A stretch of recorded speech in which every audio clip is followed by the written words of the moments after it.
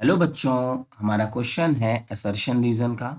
Assertion है the viscosity of water is less than blood. ये बच्चों ट्रू है। देखिए क्या होता है हमारा कंसेप्ट, इसको हम समझ सकते हैं। जो चीजें थिक होती हैं उसकी विस्कोसिटी हाई होती है, मींस हाई विस्कोसिटी। विस्कोसिटी और जो चीजें थिन होती हैं, थिन मींस लिक्विड की बात हो रही बच्चों, उनकी लो विस्कोसिटी होती है।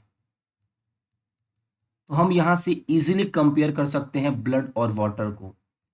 Blood as compare to water thick होता है, जिसकी वजह से इसकी विस्कोसिटी क्या होती है, ज्यादा, विस्कोसिटी मोर।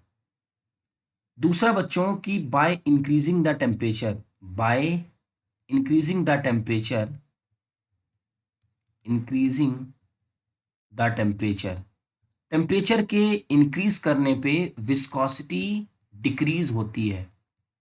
फ्लूइड की viscosity of fluid will be decreases, will be decreases। आप ऐसे सोच सकते हैं कि मान लीजिए हमारे पास कोई फ्लूइड है जस्ट लाइक घी।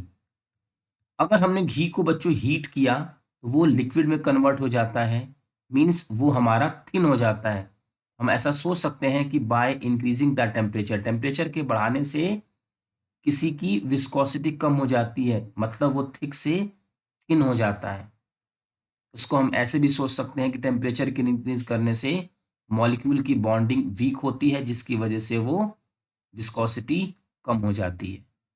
तो बच्चों ये भी हमारा ट्रू है, बट इसका जो रीजन है ये करेक्ट एक्सप्लेनेशन नहीं है, क्योंकि ये रिलेटेड टू टेम्परेचर है और ये रिलेटेड टू वाटर और ब्लड है, एक दूसरे का रिलेशन है। बट ये दोनों आपस में रिलेट नहीं करते, बट ट्रू है। Both assertion and reason are true, and the reason is the correct explanation. No, both assertion and reason are true, but the reason is the not correct explanation of assertion. Second option is correct. I hope बच्चों कि आपको ये question अच्छे से समझ में आ गया होगा। Thank you.